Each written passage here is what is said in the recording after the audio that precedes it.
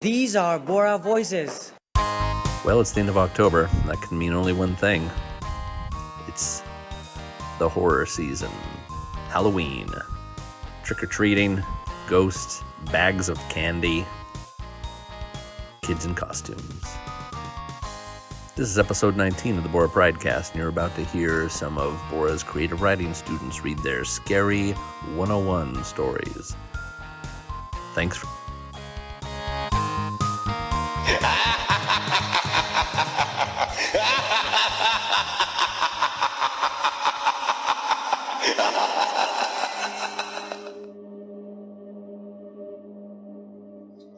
I hate forests.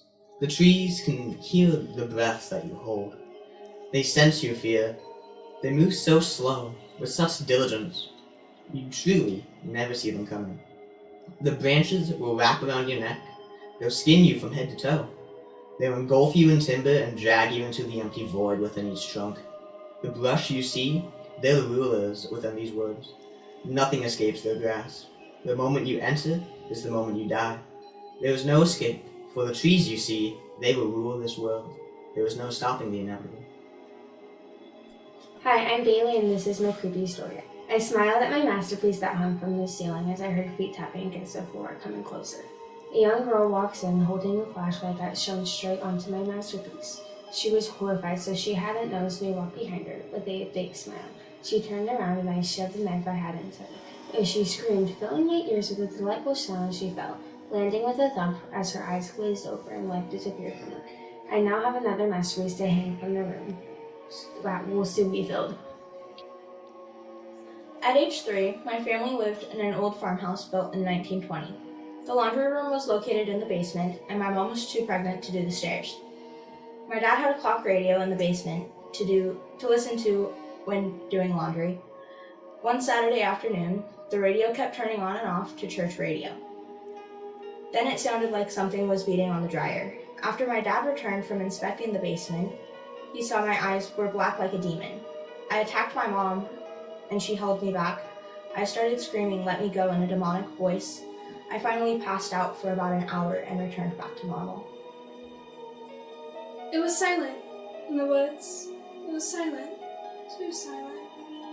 Birds didn't chirp. Nothing moved in the underbrush. The tree branches didn't sway. I was alone, and I was loud, too loud. I never heard it coming. I felt it, the silence closing in. I had to run. I had to hide, but I would be too loud. It was silent, too silent, and I was loud. Everything could hear me, and nothing moved but it. Then I heard it. The heavy breathing filled my head. It was everywhere and nowhere. It was getting closer. It was silent. It was here. The beast was so far away when he first saw it in August. Scary, but it would never get to him, so no problem. Every now and then, it would be in the corner of his eye. A flash here, a moment there. Nothing special. If he could have seen its teeth then, seen it inch closer, pounce like lightning, he would have known it was false security. Last week, it had been outside his window, and that's when he knew. Yes, the quarterfinal paper was here to destroy his grade, and all he could do was wait. What's your name? Will McLean Sims. Well done, Will McLean Sims. These scary stories are scary. Let's face it.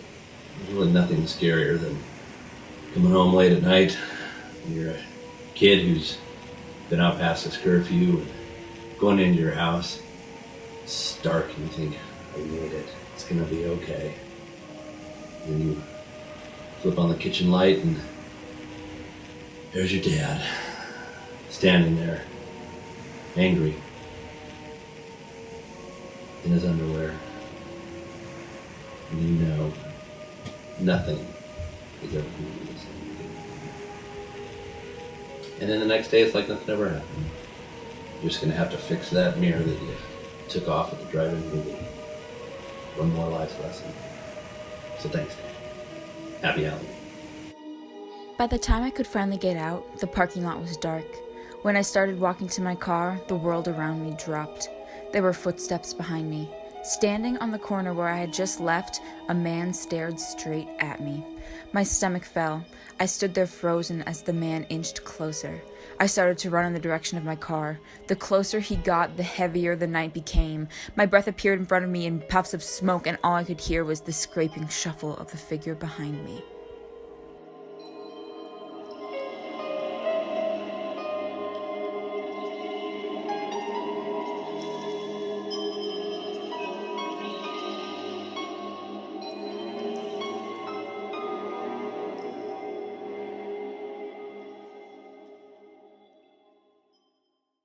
These are Borah voices. Well, thanks for listening. I hope that wasn't too ghouling for you. But seriously, thank you for listening to episode 19, our Halloween edition of the Borah Pridecast. We'll be back soon with an episode devoted totally to college. Kids applying to college, and we'll have an interview with our career counselor, Ms. Kimball. We'll talk a little bit about the college fair. We'll listen to some college essays. And we'll have a very special Hattie Minute reboot from Montana. Tune in next time. Thanks for listening.